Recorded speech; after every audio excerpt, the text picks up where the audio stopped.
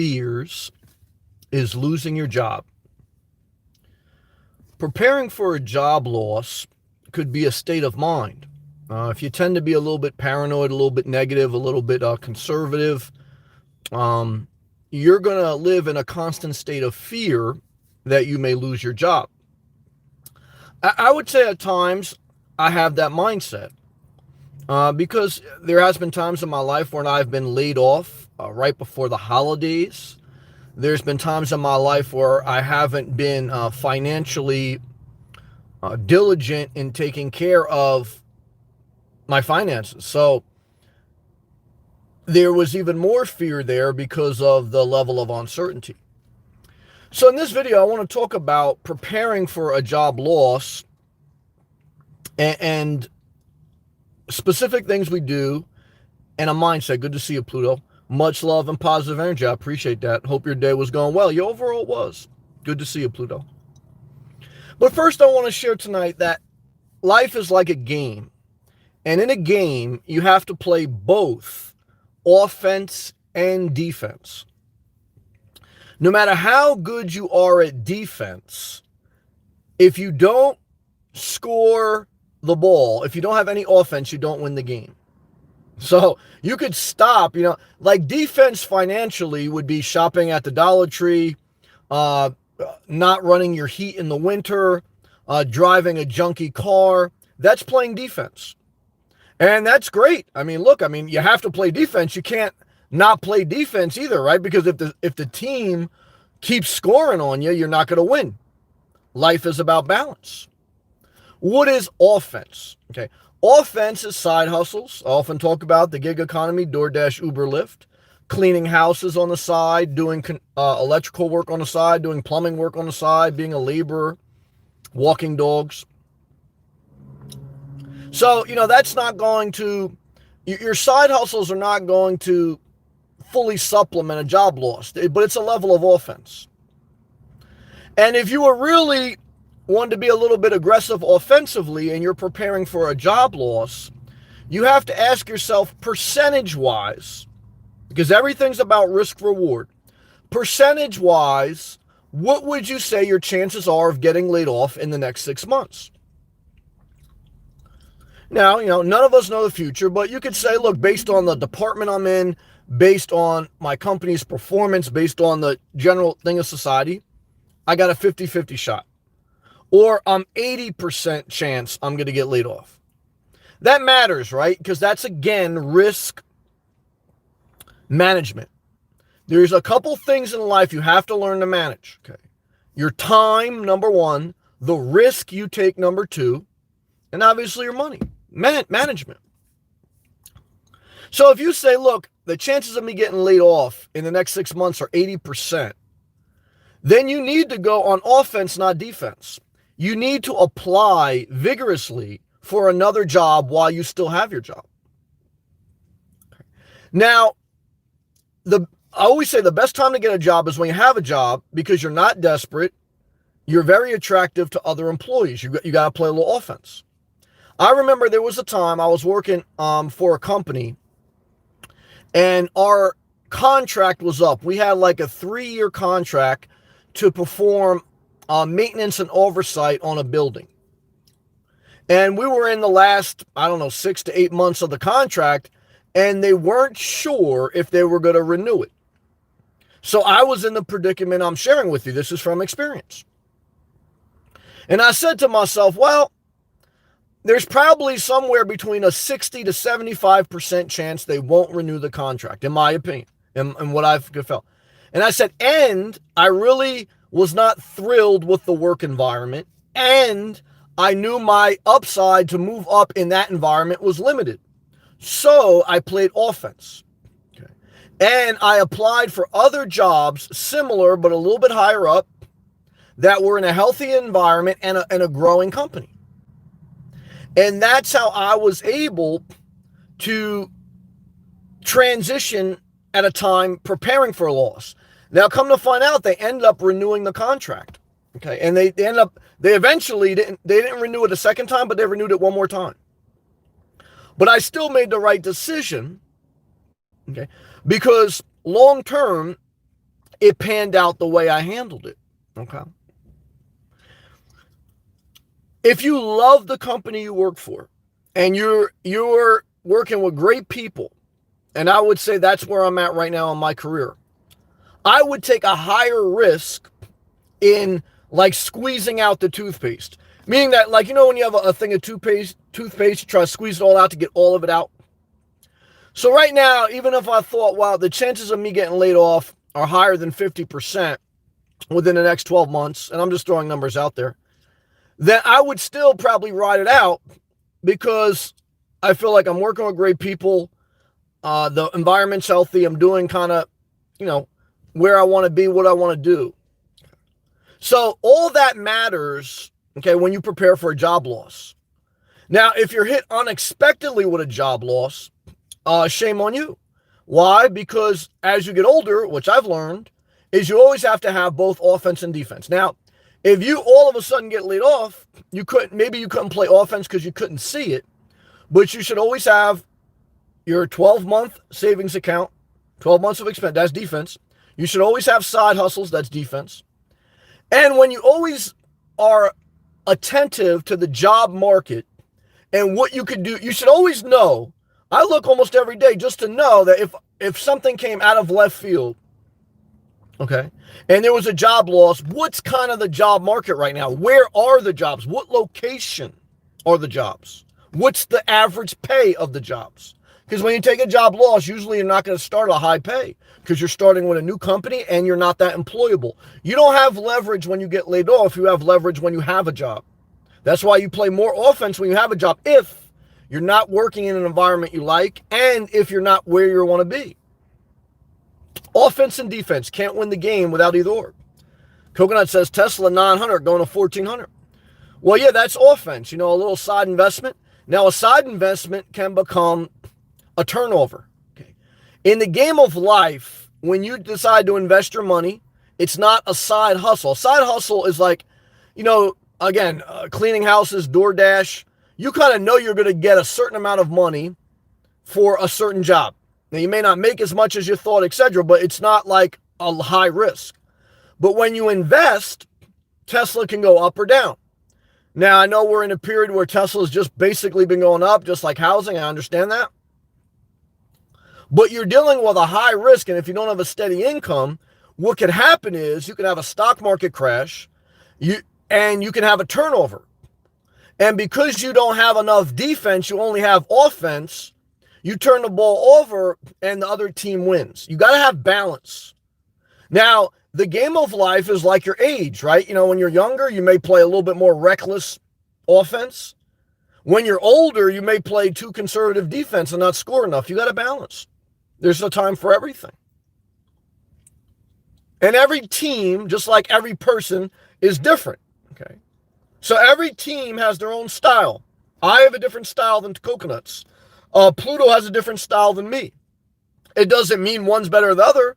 It's just that everyone has a different way to approach life. But no matter how you approach life and finances and work and money and a quality of life, because that's kind of what we're talking about, is that awareness of offense and defense, awareness of being proactive.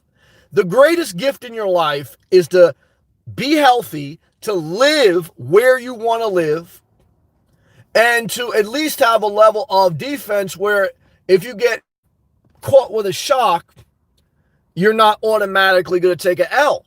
You got your side hustle, which is some offense. You know what the job market is. You know where the jobs are. So, you'll take a hit, but you won't collapse. And like I always tell you, mitigate your risk with investments. Why turn over the ball? If you're single, if you got no kids, or if you're doing good with kids, why take too much risk? You say, well, because I don't want to miss out. Tesla's going to 5,000. Well, I understand that, but it's still too much risk. You're not going to be able to sleep at night. Now, again, to each their own. I'm not saying anyone shouldn't invest in Tesla or anything else. That's an individual thing. I don't know what it's going to do. But I'm saying you have to have a quality of life where you're not stressing, because you can't always throw a Hail Mary and win every regular season game and the Super Bowl. Playing the lottery is a Hail Mary. It's a Hail Mary and this Game Pass. Okay. Hoping that someone's going to call you back for a job is kind of Hail Mary. I mean, you have to be a little bit offensive. You have to follow up. You have to position yourself well. I was thinking about Howell today. I would apply for Amazon before Walmart. Amazon is a better quality team than Walmart. When you work for Amazon, there's more opportunities. $15 is their minimum pay, and there's more upside. Okay. So if you work for Walmart now, what I would do would be proactive, get on offense, and apply for Amazon. Okay. It's like, you play for a team maybe that's at the bottom of the barrel, then you proactively seek a trade. Okay. What are we talking about? Preparing for a job loss, but mainly preparing for life. Do you want to go to sleep every night thinking about if the futures markets collapse, if the cryptocurrency collapse, if Tesla collapse, I'm going to commit suicide. I'm going to have to go beg people for money. I'm going to be destitute. No. Why? Because you should have a savings account. That's defense. You should have a side hustle. That's offense. You should be proactive and know the market. That's foresight for the next play. The offensive coordinator is not just thinking about the next play, but the next two plays, because they're setting up the defense, they're reading the defense, and they have awareness of the future. None of us win every game. You're going to get laid off. You're going to have good times, bad times. But when you're at least aware and you're thinking of preparing for job loss, like ESP, I'm thinking about you. If you're in Alaska and you only want to be in Alaska in the summer, right now I would be looking for what jobs are in San Diego, in your field. Start applying. If you know that 75% chance you're going to get laid off, start applying. Brush up your resume. Now, if you work for a great company, great people, and you want to squeeze the toothpaste, you want to take all the risk, I would do that right now. I'd probably wait till the very end.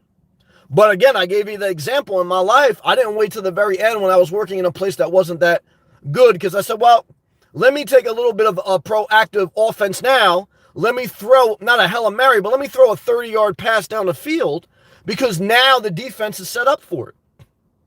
Okay. Strategy. Okay.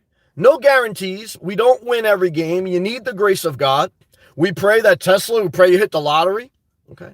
I know a guy hit the lottery. He won a scratch off $1,000 for every week for the rest of his life. He still worked. Why? He had 3 kids, and the person who gave him the lottery ticket said, if you hit, I want half. And guess what? When he hit, they wanted half. Now, he settled. I don't know what they settled for. But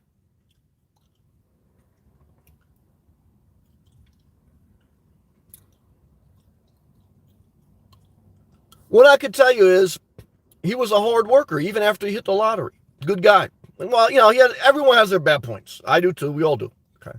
But, so I don't want to, but I want to say that this is my experience that I've seen in life. And I've been through myself. Okay.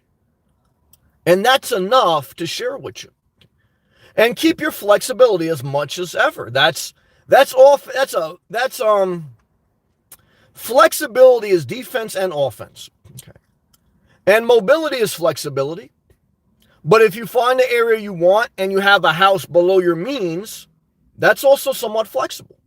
But if you're living above your means in a house too big, or you're too static, or you're in New Jersey with a 3-bedroom, 2-bath townhome, and you want to be in South Florida, or you're in upstate New York and you want to be in Orlando, then it's time for you to liquidate, be flexible, so that when you get the ball again on offense, you are ready to pass the ball.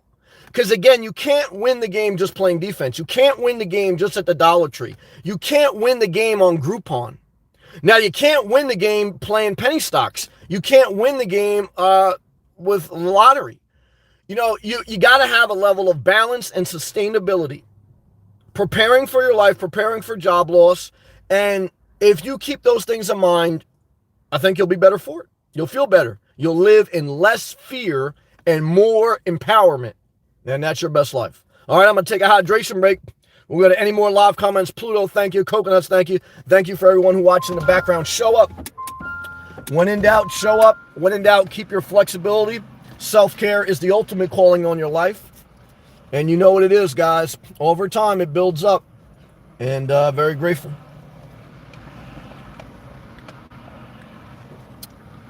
Very grateful. I mean, I really do feel pretty empowered, and it is a good feeling. But I still feel the fear of, 15 years ago or so. And you always carry that fear with you. And that's like, where you always like think for the worst and you can get caught playing too much defense. But I've also been down a road where you get too aggressive and you have too many turnovers. Okay. Because again, guys, once you stabilize your life, you still need to take risks, but they need to be less risk and more calculated. Why? Because you're not trying to throw a Hail Mary. You're not trying to you're trying to build incremental gain because you've already established a winning record. Now, you're not playing just defense, but you're not playing run and shoot offense, walls to the ball all the time. Okay. And this is going to not just help you financially, but emotionally. Because to go to bed at night, and even like what we lived through last year with the coronavirus, when the stock market dropped 40%,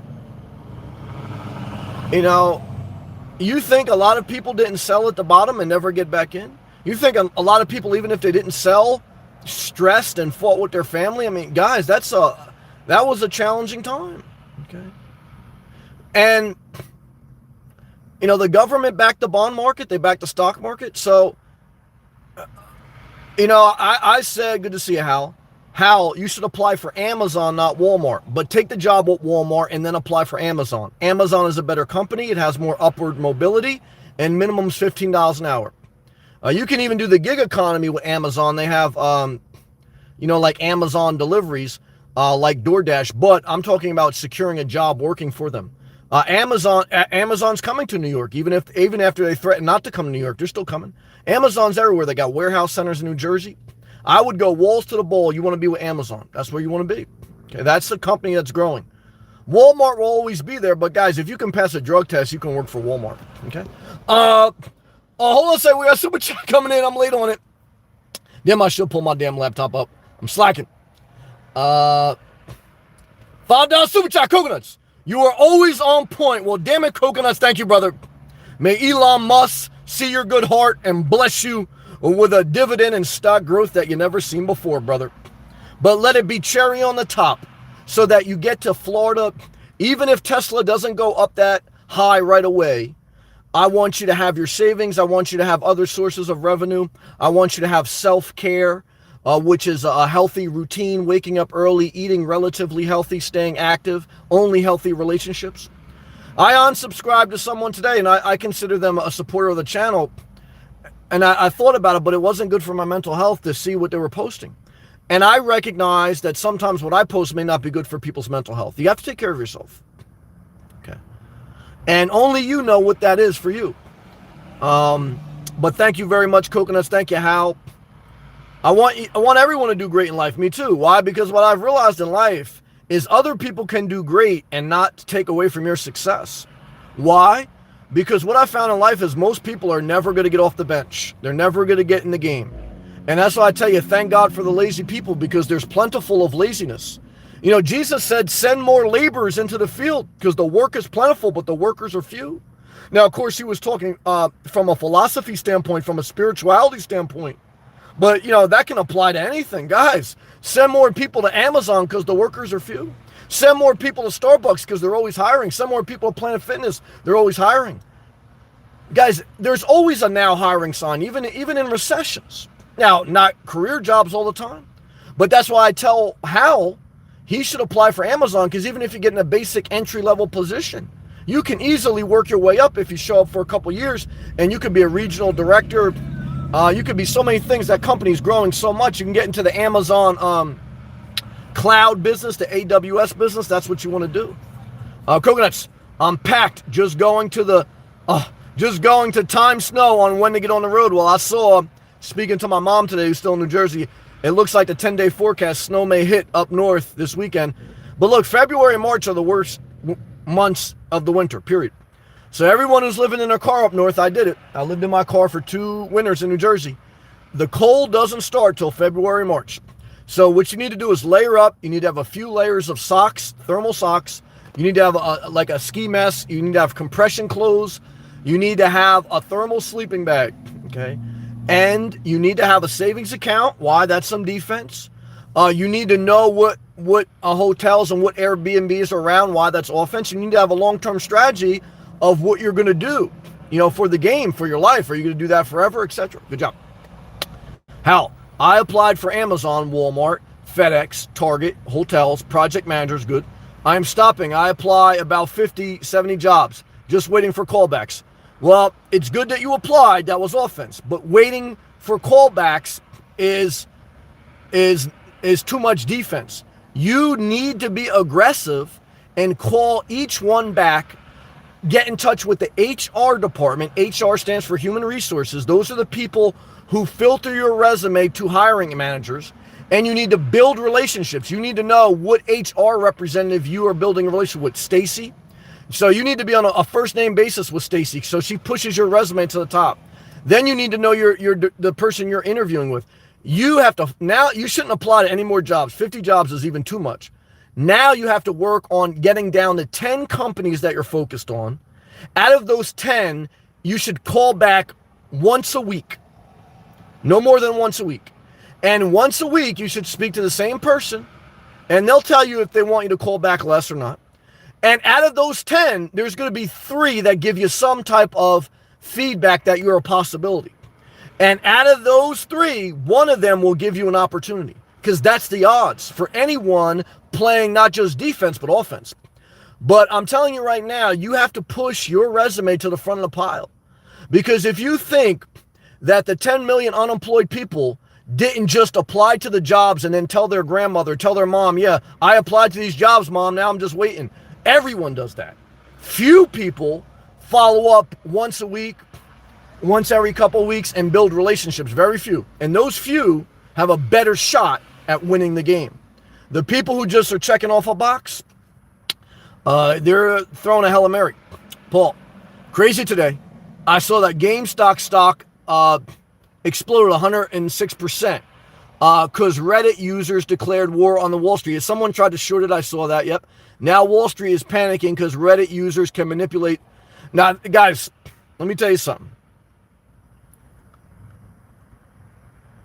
Chat forums such as Reddit is not the reason that, in my opinion, that GameStop exploded like that. That is big money manipulating the market, okay? Because conversation does not make stocks move that aggressively. Robinhood traders do not make moves that aggressively. That's hedge funds working together, leveraging margin, and push. No regular investor, whether they're doing $1,000, even $100,000, even a bunch of them, are getting the stock to move that much. Not with that type of market cap. That's, in my opinion, and the bottom line is, you should take that news article, you should take a little bit of it in your mind, throw it out. Because if you're investing like that by trying to get a stock that's going to quadruple or 400% or 500%, you're never going to have peace. You're going to have too many turnovers.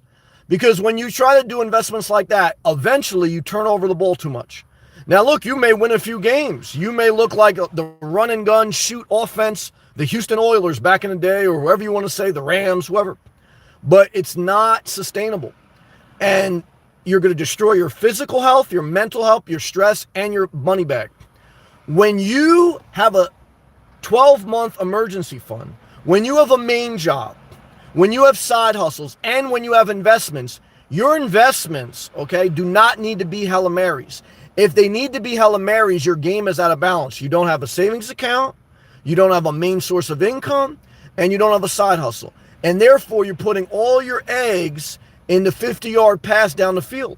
And it may work a few times, but I'm telling you, I've seen very smart people, very wealthy people, have too many turnovers. You'll never hear about them, because just like any other gambler, you only hear about the wins, you don't hear about the losses. Okay. So the truth is, most people in the Reddit forums are dead broke, or they are robots from the hedge firms. Because guys, do you really think that every famous person gained organically all those followers? Or do you think they paid a marketing firm to market their social media so that it kind of like, has an algorithm. Okay. You don't become, very famous without being intentional on your marketing. You think Kim Kardashian just organically marketed herself after the porn tape? You think it just happened because like a bunch of viewers saw her on the porn tape and they no, she marketed, she leveraged, okay, her relationships in the industry. She was a stylist for Paris Hilton. She had contacts because her father was a lawyer for O.J. Simpson. They knew some of the people in Hollywood. So guys, she used all that, okay, just like the hedge firms use all this. So don't fall for the banana in the tailpipe, okay, because the banana in the tailpipe is going to leave you on the side of the road in a hoopty saying you used to have $100,000, $200,000 in a Robinhood account. Now, okay, you got a broken down Volvo and you can't even do a DoorDash delivery, okay? And you got deactivated from DoorDash. You're living with your grandmother and you told her that I applied to a lot of jobs today, Grandma. And you know what happens with that? Not good. Okay. You got to understand you need a balanced approach. You need a level of offense. You need a level of defense. And you need to get through one day at a time and put one win in front of the other. And when you take a loss, don't overcompensate. Everyone take losses. Good job. Hal, I called the hotel again that offered me $17. Excuse me, Hal, $17 an hour. And they said they filled the position. I just need to get my foot in the door. I know I can grow. I got the skills. Yes. And I don't know, have you been Instacarting? And I would say I would do the Amazon rides because I know Amazon rides like the independent contractors are around there. So I would be doing all those things. And I don't know, like I say, I would be doing those. I don't know now if that would mess up your unemployment and you say, well, I'd rather just collect unemployment and not do those things. I mean, I understand that because I've done that myself. But what I can tell you is that put me in an algorithm of waiting. Okay. And what I've learned in life, especially for younger and middle-aged people, you don't want to wait, okay? You want to proactively go out, because there's something to be said for waking up every day and knowing you're going to do deliveries and pushing past that pain. Just like there's something to be said every day going to the gym, knowing you're going to feel some pain, but doing it. And when you wake up every day and you don't go to the gym, every day your muscles deteriorate. Yes, you need rest days. Yes, you shouldn't work so hard that you burn yourself out. I told Pluto that the other day. But if you never work out, guys, your muscles will deteriorate. So Instacart, Amazon deliveries, DoorDash, again, cleaning, again, working as a laborer. Again, those are just small things to play a little bit of offense to get the momentum. Because again, when you can't make a three-pointer and you're in a route, make a layup and then build your confidence. Challenger the Welder, $4.99 super chat. 1,000,000, 1.75. I don't know if I believe that, but I appreciate your thing. I bought, maybe you did, I bought bingo at $4.96. Wow. I'll never buy a stock under $20 again because I learned my lesson that way, taking too much risk. Any stock under $20 a share is too volatile. And especially when you get to under $5 a share. Like if you ever really have big money in the markets and you try to buy more than 10,000 shares of a stock that's under $5, you're going to see an alert come on your phone or your laptop saying, anytime you buy over 10,000 shares in this low price stock, you are going to affect the stock price in a serious way. So, like I say, that's a lot. You're taking a lot of risk. Now, you're winning, so don't take my advice. But what I can tell you is I haven't seen anyone do that. You may be the exception. At 47,000 shares, yeah, you definitely changed the stock price. But a hedge firm will eat you up. Because for a hedge firm, 47,000 shares, guys, it's like you losing $5 today. So just be careful. 47,000 shares of cents at $1.90. Damn near a penny stock, man. 121,000. I'm up 800%. In 9 months, 50K, I'm famous at work. Well, just be careful because once you're famous, someone notices you in Planet Fitness and you ain't going to want to be famous. Once you're famous at work for being a stockbroker and all of a sudden you lose all that money and they see you there next year working overtime, you're going to be embarrassed. I worked with a guy, this was about 3-4 years ago. He was trading about $250,000 a day on marijuana stocks. Okay. He lost it all. Okay. He didn't tell me about that, but he told me about when he was winning. Okay. And I told him the same thing I tell you. I don't get involved. That's too much risk. Now, I still took risks. I still lost. And again, maybe he did good on his own long term. So, but what I'm trying to tell you is I can never co-sign that. You may be the exception to the rule. Like I always tell you guys, Michael Jordan got cut from high school basketball and he became the greatest player ever. There's always an exception to the rule. But I would not bet on you getting cut from high school basketball and say you're going to be the greatest ever. You may still do it. And I would not bet on that strategy long term. You're either going to commit suicide, you're going to lose all your money, or you're going to become the very 1% of society. And I'm not mad at you for doing anyone because I want you to live your life. You've been very gracious to me. Beyond that, I want you to live your life. Okay. Because some people told me it's too much risk to live in my car. So I have to be fair in when I share this. But I had a savings account. I had a steady job. I had a direction. So, and I tell people that don't have a savings account, that don't have a job, don't live in your car, you're going to be more destitute than ever. They don't want to listen to that. So, yeah, I remember that guy who was telling me about those marijuana stocks. Now, look, maybe long-term those stocks went up, but he lost everything. Okay. And he never came and he told me about them again. And I thought about that. I could have lost everything. I can handle losing everything if I decide to do it. But don't take other people's investing advice, including mine. You can take a strategy. What I tell you guys to do, savings account, main job, side hustles, proactively look for work when you're out of work. If you know you're good at 80% chance you're getting laid off in 2 months, time to apply seriously to other jobs and follow up. But thank you, Challenger the Welder. I respect what you have done. It's amazing. And I hope it continues to work out for you because I believe people can be successful in different ways. Thank you, Challenger the Welder, and thank you, Coconuts.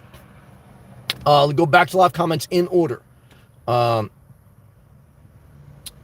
are we at? I was reading Hal's. Yeah, he said, I just need to get my foot in the door. I agree with that. I know I can grow. I have skills. Well, I know you can grow. I know you have skills. Like I said, I think very highly of you. That's why I don't talk down to you that like you can't do anything. You know, I don't tell you that, you know, but I also tell you, I don't think too highly of anyone that you should be scared of work. I would clean a toilet bowl if I had to. Okay. And what I could tell you is, that's my mindset towards life. Now, look, I don't want to clean a toilet bowl after all the work I put in a life, but if I had no choice, I would do it. To me, I don't care. I mean, I don't want to, but I would do it if I had to. Okay. So, never think too lowly of yourself. Never think too highly of yourself. Know your worth. But when you're unemployed, your worth in the marketplace is less. When you're employed, it's more. That's what I said. The best time to get a job is when you have a job. Good job. Coconut short covering. It's some of that and market manipulation. But there's no, guys, trying to predict that, it's very hard to do. And like I said, there's a lot of manipulation. Be careful. Coconuts. GameStop went to 164, dropped to 60 in 2 hours today. I don't play with anything that volatile. Now, a circuit breaker can happen and anything can happen. You can't eliminate risk. But playing in a stock like that, knowing that it's that volatile, you're taking on too much risk. When you get stable with your income, there is no need to have FOMO. The only time you have fear of missing out is when you don't have a savings account, when you don't have a job, and when you don't have a side hustle. People who fear missing out, they're unstable. Because when you're doing good for yourself, even when you're late, because even if you're laid off, if you got your savings account, if you got side hustles, you're not going to Starbucks every day, but you're not living in fear that you have to catch the next stock. So remember that. And that way, guys, you live a better quality life, even if you don't make, whatever. I'm telling you, this is from my experience. Good comments, guys. Hal, I am now getting $703 a week. I saved the last 3 weeks of that. Good job. I definitely am looking for the cleaning gig. There you go, man. Yeah, look to get some money under the table. I mean, it is what it is. So the main thing, Hal, I could totally understand like the risk reward right now because of unemployment with the enhanced benefits. It's worth it to collect rather than do on the book. I can understand that. But what I can tell you is you better be waking up by 6 a.m. You better be going to the gym at least 4 times a week. You better be self-caring the shit out of your life. Because if you're not, you're failing. And I say that in love. When you don't have a job, if you aren't self-caring the shit out of your life, how are you going to self-care when you have a job? Because, and this is why I learned this the hard way. Because when you have a job, obviously, guys, more time for that, right? You got to do more work. When you don't have a job, you got all this extra time. And what I've seen in life and experienced, you get into this negative algorithm where you don't have to wake up. You wake up late, you eat unhealthy, you're not focused. And then, guys, I've seen people totally destroy their physical, their mental, and their financial health sitting on the bench of life too long. Life is a rhythm, man. And I'm telling you right now, I remember watching a porn episode, and the girl was saying, fuck me to the rhythm of my body. You know what I mean? And what I could tell you is, guys, you don't want to be fucking off rhythm, man, because the juices are not going to flow, okay? And the only way to get in rhythm, guys, is to do, okay? Because there's theory and there's action, okay? And again, you just got to be mindful of all these things. Good job. Coconuts. Challenger, take half your money and put it in CDs. Yeah, I mean, something more stable to subsidize your risk for your mental health. Number one, self-care is the ultimate calling on your life. And two is, if that's real, Challenger, right now you're a millionaire. There's no reason for a millionaire to be taking that much risk. I mean, it's insane. Now, again, I'm not saying you shouldn't, because your money, you made it a certain way, you don't need to answer to me. And I'm always want to step back. I want everyone to hear me. Everyone who listens to my live feed, these are just my opinions, my experience, my way of living. It doesn't mean that it's what you should do all the time for you. So I want to give people space to live their own life, because I don't have all the answers. I mean, and even if I had all the answers, they're the answers for me, not for you. Everyone has a different way to live life. Good job. Good comment. Hal, that $703 is unemployment. Okay, yeah, that makes sense with the state and the federal. Hal, got to do what you got to do. Yep, but like I say, right now, self-care the shit out of your life, man. You should be in the best shape of your life. You should be focused on that, man. Roberto, hello, fellow nomads. Roberto, great to see you, man. Shout out to all my nomads. Look, the nomad life is still a great way to live, okay? Pluto's experiencing that. It may not be forever for most people, but if you're healthy enough, if your age is right, and if your money is right, there's a lot to be said for the nomadic lifestyle. Now, if you're broke and you're destitute, if you have no choice, you're a nomad. But if you have a choice, you need stability. Look, when you're destitute and you don't have money, you don't need the instability of finding a place to park or getting a cop stopping you and you don't have anywhere else to go because you can't afford the gas. When you're unstable financially, you need subsidized housing because you need more stability, in my opinion. Again, are there exceptions? Yes. So always remember, whatever you want to do with your life, you should do. These are only my opinions. But my opinion is, when you are not in a good place financially, your life is volatile. There's a lot of risk. That's why banks don't give you loans when they run your credit, which I had happen to me. Your credit is very bad. You don't have any or very little in savings. The bank said, we don't want to give you a risk. And the bank wants to give you a loan because they could charge a high interest rate. But if you're so risky that they won't give you a loan, guys, there's a lot to be said, because why wouldn't a bank would only not give you a loan if they feel like the risk of you not paying back is too high. So when you're in that type of financial state, the last thing you need to do is be in a car, have to worry about gas, a car breakdown, running into a psychopath, running into getting an issue with a cop. You need stability, okay? In my opinion. Then when you're stable with a roommate, subsidized housing or whatever, Airbnb cheap one, build your savings up, get your side hustle, get in a rhythm, and then hit the road. Why? That way you mitigate your risk. You're playing offense and defense, okay? Guys, you cannot just play offense. You cannot just play defense. You have to have a balance. Now, balance is hard to describe because we're all individuals, but there's something to be said for the awareness of balance. Good job. Well, let's take a hydration break. We'll go back to live comments. Good comments, guys. Roberto, great to see you, man. Oh, man, I do love Florida, guys. I really do. I'm very grateful, man. I'm very grateful, too, that I've been living simple. And I'm very grateful to share this message with you because this is my experience in life. Paul, any thoughts on substitute teaching as a side hustle, as one of the side? Yeah. If you were if you have teaching experience, anything that produces an income for a service is a side hustle. Whether you're cleaning a house, whether you're tutoring a child, whether you're delivering DoorDash, whether you're installing a ceiling fan for your neighbor, whether you're shoveling snow, all that side hustle. That's a level of offense. Okay. Now, just shopping at the Dollar Tree, not driving your car too much because you don't want to burn in gas, that's defense. Now, you need some defense, but guys, again, even if you're the greatest defensive team ever, if you don't score at least 1 point, you don't win the game. You got to have some offense. So, yeah, I would definitely say that's a good suggestion. And now with technology, I'm sure you could remote learn and, do it virtually, through Zoom or something. Hal? Good comment, Paul. Hal? I told a friend of mine I get up at 5:45 a.m. Good. You should not wake up past 6 a.m. unless you're working the night shift job. If you're awkward with people, I've met some and I've been that way myself at times. If you're awkward with people or if you're a little bit lazy, get a night shift job. Whether you're a security job officer, whether you're a maintenance tech at a hospital, whatever. A night shift job is great for someone who's not that social and maybe doesn't want to work as hard. That's a great job. I told a friend of mine I get up at 5:45 and go to the pool and run early. He told me I am not in the Navy and I should not do that. He said I should get up at 1 and take my time to work out since I'm not working. I would cut him off, change my number, and never talk to him again. Why?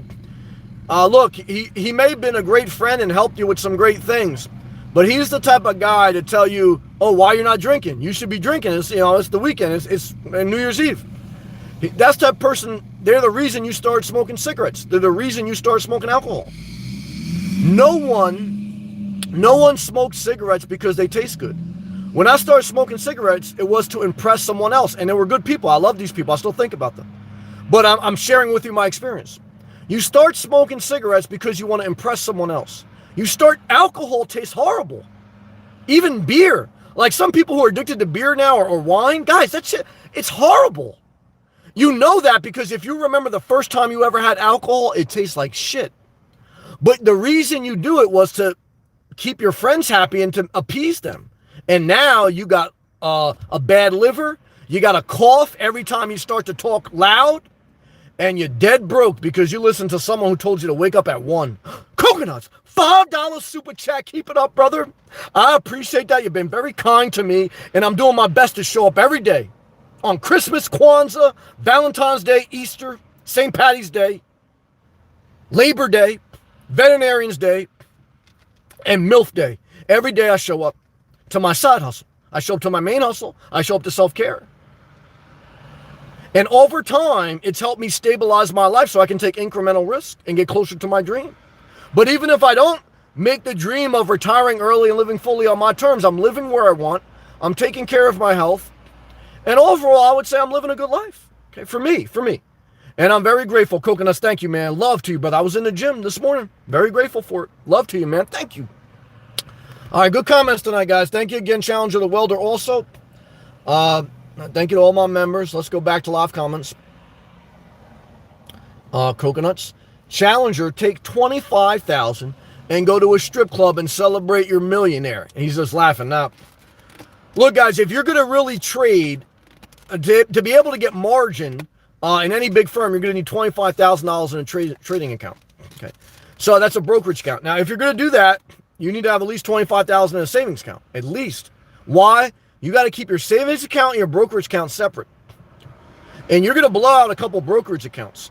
So what I can tell you guys, when you start to play with the big boys, and the big boys look at 25 grand like, they look at like the Dollar Tree. Okay. So I'm not going to speak as if everyone here is at the Dollar Tree. However, I mean, I've been at the Dollar Tree. There's nothing wrong with being at the Dollar Tree. I'm just trying to tell you guys, when you're in a dimension of trading, it's very high risk. If you're trading on margin, higher risk, nothing wrong with it, but you have to subsidize that through a savings, through a steady income and side hustles. Why? So that you keep your physical, mental, and financial health in order in case you have a loss. Job loss or a stock loss. A wash loss. And those traders, you know what a wash loss is, right? You know what it is. Okay, so you have to be mindful of all these things because they'll happen, believe me. Yeah, Valentine's Day, guys. I'm single for life. You want to secure the bag? Stay single, and don't have kids, guys. You can survive a job loss. I don't want it to happen, but you know what I mean. Pluto, I love you, Pluto. You're doing a great job, Pluto. Very proud of you, Pluto. If you're broke, then being a nomad's hell. I agree. If you're broke, you need stability, not instability. Now, again, that's my opinion. Again, is there other ways to live life other than my opinion? Yes. So, but look, guys, I've seen it.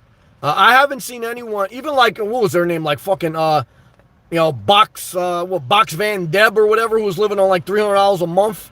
And then the only reason she was able to live was because she got donations from people online. Guys, you don't want to live on GoFundMes. Okay. Now, look, there's nothing wrong with having a super chat, a PayPal for tips. But if you depend on them for living, not going to be good. Okay. So, look, some people live like that. They live, that's the way they live. Okay. But what I can tell you is it's too volatile. It's not your best life. It's your worst life. So, whether it's ESP, whether it's Pluto Hal, Roberto, Challenger the Welder, Tony, good to see you, Tony, brother. Anyone out there, Paul, you want to balance, okay? Not in a boring way where you have like this balanced portfolio, but in a way where you understand that life requires risk. But you understand that life also requires stability because most risks fail. You want to look at if you're faced with a job loss, are you 80%? You have an 80% chance of getting laid off in the next 6 months. Well, then now it's time to aggressively seek work elsewhere. Unless you've secured a big amount of money, you have a side hustle, and the job is so great you're willing to play it out all the way to the end. There's going to be different seasons of life to make that decision. Back to live comments. Where are we at? I read that. Coconuts. Pluto, I read that. Good job. Charles. Oh, good to see you, Charles. I didn't see you, brother. Love to you, man. Charles, do you have any recommendations for juggling multiple job offers? Yes. Number one is location. Okay. If you were faced with 3 job offers, one was in New York, one was in Texas, and one was in California, and maybe one was remote, let's say 4. What is your goal? Living where you want to live is one of the most important things in life. It's worth even taking less money if you had to, and if you could still live below your means on that salary. So the first thing I would look at if I had multiple job offers is location. The second thing, very important thing, during the interview, what was your relationship like with the direct manager that you'll be working for? The third thing I would look for is the health of the company. If I had 3 offers and they all matched the location, let's say all 3 were remote. That way, let's just say you can live wherever you want. And let's say all 3, the direct manager was great. Okay. But let's say one was Walmart, one was Amazon, and one was Target. Which one would I select? If the other 2 points were neutral, I would select Amazon. Why? Because it's a stronger company. Okay. So you have to look at location first. That's one of the biggest things. Then you have to look at direct manager. Then you have to look at the strength of the company. Okay. That will help you process of elimination. What do we learn in school? The greatest thing I learned in public school, and again, I went with public school with the same siblings that are on government assistance, some of my same friends, some did good, some did bad. Schooling means very little. Personality, effort, and a level of fortune means a lot. And God-given gifts mean a lot. The number one thing I learned in school, if I had to pick one thing, was when you're faced with a multiple choice question, you got 4 possible answers. Eliminate the one that totally doesn't make sense, because there's always one job offer that doesn't make any sense. Never waste time and energy on something that makes no sense. Then Out of the 3 that are left, you always have one that you kind of know it's a little bit wacky. It made a little bit sense, but after reading it again, it's not lining up. Eliminate that. Always in life, if you put enough effort into looking, you're only left with 2 choices out of most things. Now you spend your time and energy giving some thought to those 2 choices, running down the list of criteria I recommended. Location, direct manager relationship, and strength of company. And now you've process of eliminated your best life. That's what I would say. Let's take a hydration break. Excellent. Excellent question, Charles. That was a good question. Good job.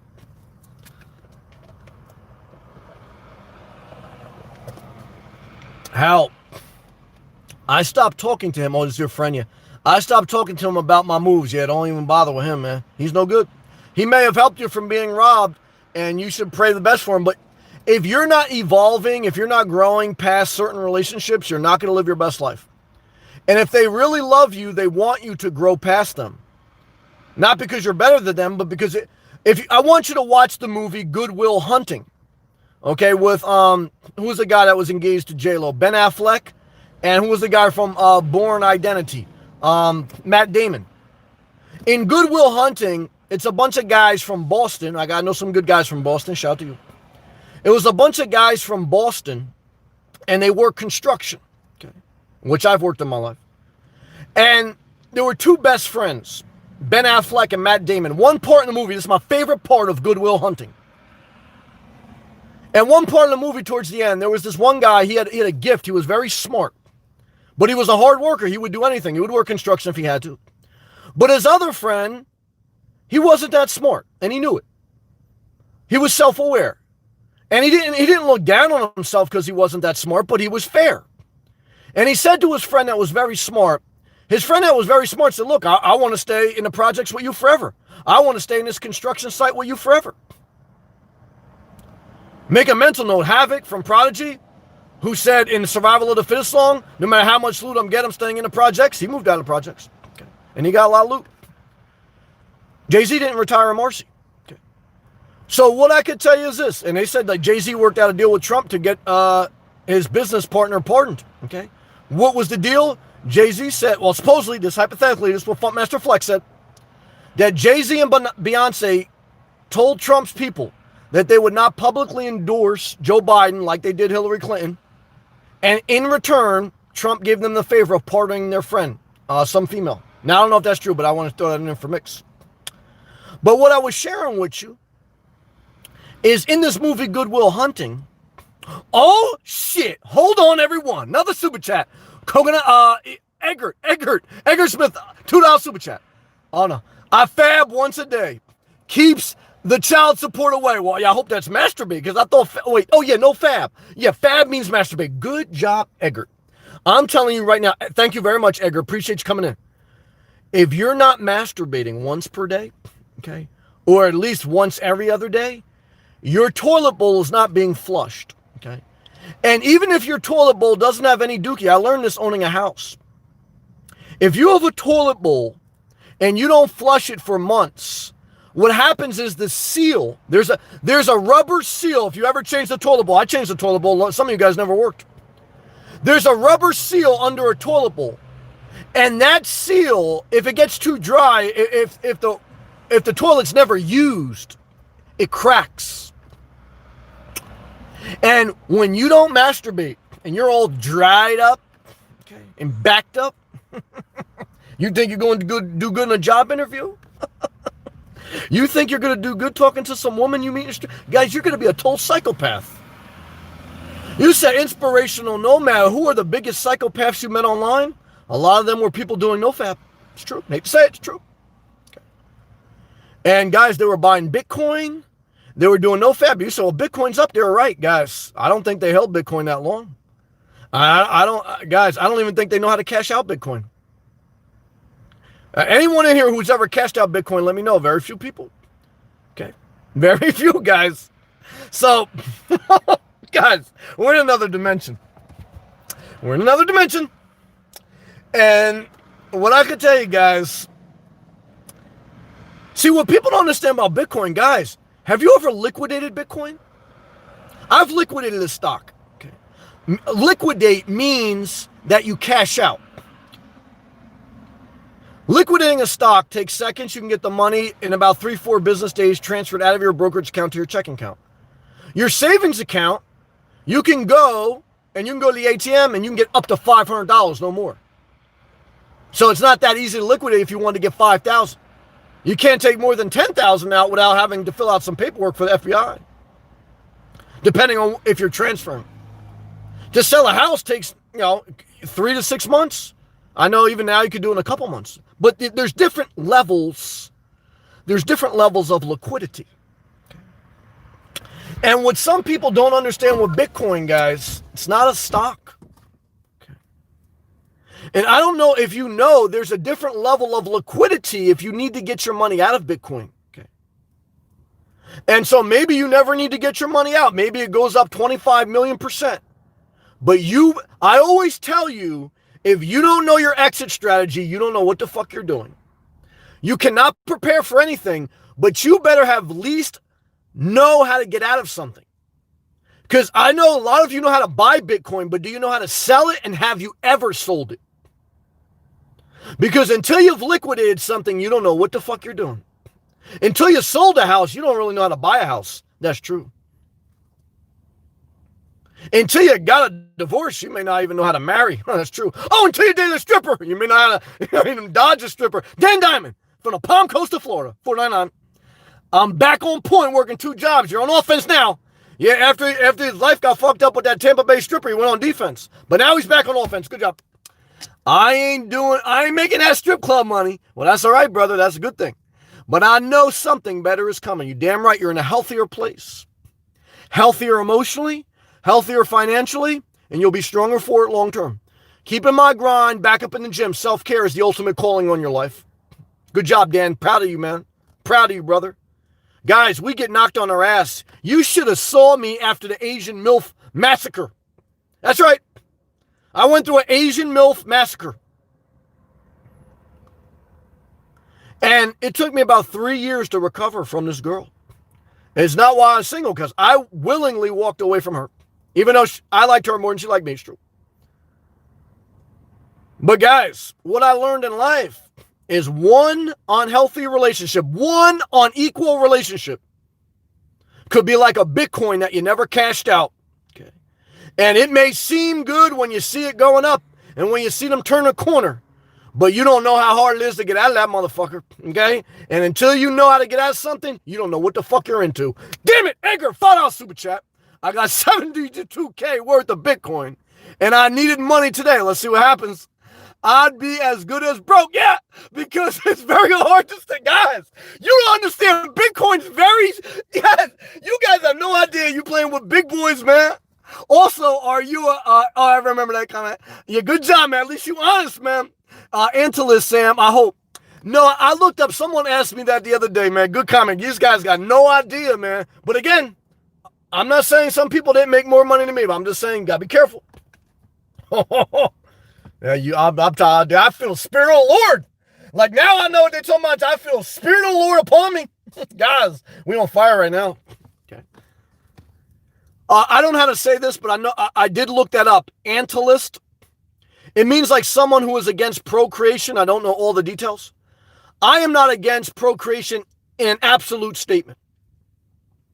Here's what I'm against. Someone having a baby without having a mental health background check. Someone having a baby without a drug test. Someone having a baby without a level of financial independence. Why? Because I'm a humanitarian that cares about human life that's brought into this world. I care about us getting out all the inventory of all the children in the foster and adoption system. Our foster and adoption system looks like an Amazon warehouse. It's got all this inventory. And I think that we have to work off that inventory instead of being like a psychopath who shops at Costco. A psychopath who shops at Costco, they already got a storage unit they can't afford. They're buying in bulk, they're overeating and they're wasting food, and they're having more children. They got way too much inventory. They don't know how to manage what they have. It's true. Okay. And if you don't believe it's true, you've never tried to separate a broke psychopath from their storage unit. Guys, trying to make a psychopath liquidate a storage unit is like trying to liquidate Bitcoin. It's impossible. You guys have never dealt with the mentally ill. Never, not once in your life. I dare you, I double dare you, to go, whether it's your subpar mentally ill family member, whether it's a psychopath, or whether it's just a real cheap bastard, and they have a storage unit, and they haven't been to that storage unit in months, and they don't even know what the fuck's in it. Try to get them to liquidate that storage unit. You'll have to shoot the fair one. You'll have to shoot the fair one. And if you don't know what the fair one is, that means you're going to have to fight them. And they're going to pull out a knife. You don't fuck around with someone's storage unit, man. Oh, yeah. Edgar, another $5 super chat. It's all heading up, man. If I wanted to pull all my 72 Bitcoin out today, I would on receive about 40K. That's about half the worth, man. And I don't even know about the 40K. Because me personally, I don't know anyone who has liquidated Bitcoin. I mean, maybe you guys know. In cash, Bitcoin is not an investment, guys. It's a whole nother dimension. It's a very risky gamble, guys. It's another dimension, okay? Because if you can't explain to me what blockchain is, and if you even know if blockchain is real or a theory, and even if you know what it all means, if you haven't pulled out at least 20K worth of Bitcoin, if you've never liquidated it, you don't know what's going on, okay? Now, could I be wrong and you become a multimillionaire and liquidate it all in one day? Sure, I don't think I'm God. I'm just saying at least look into it, okay? At least look into it. That way you did your research. Excellent comment. I want to thank all my members, thank all the Super Chat. You guys are on fire. We're going to go back to live comments. Guys, we're dropping gems tonight. Where are we at? This is a good live. I feel good. Pluto. Pluto says, brother, I feel COVID is upon my body. Hopefully not, though. Laughing. But even that bitch will not stop me. Well, again, I always go back to self-care is the ultimate calling on your life. You live as a nomad. The worst part of being a nomad is getting sick on the road. Has it happened to me? Yes. I got pneumonia in New Jersey when I was living there in the winter. I had some type of real stomach virus one time in Florida, and it sucked. Okay, now I stayed at a campground long term, but it was hell. You need to get in a stable environment if you feel really sick. Obviously quarantine, obviously drink water, eat well. But I want to tell you from my experience of 4 years living in my car, one of the worst parts is getting sick while living in your car. Because you're not in an RV where you can self-contain, and just something as simple as going to the gym is tough. To go to the bathroom, to go shower. You know, the nomad life, as far as living out of a car, definitely. Van, maybe. You have to move around a lot. Like, guys, when you wake up in an apartment, everything you need is there. Your shower, your food, your water, everything. When you wake up in your car, guys, you got to go get everything. You got to go get your food. You got to go to a gym to get your shower. You got to move. Okay.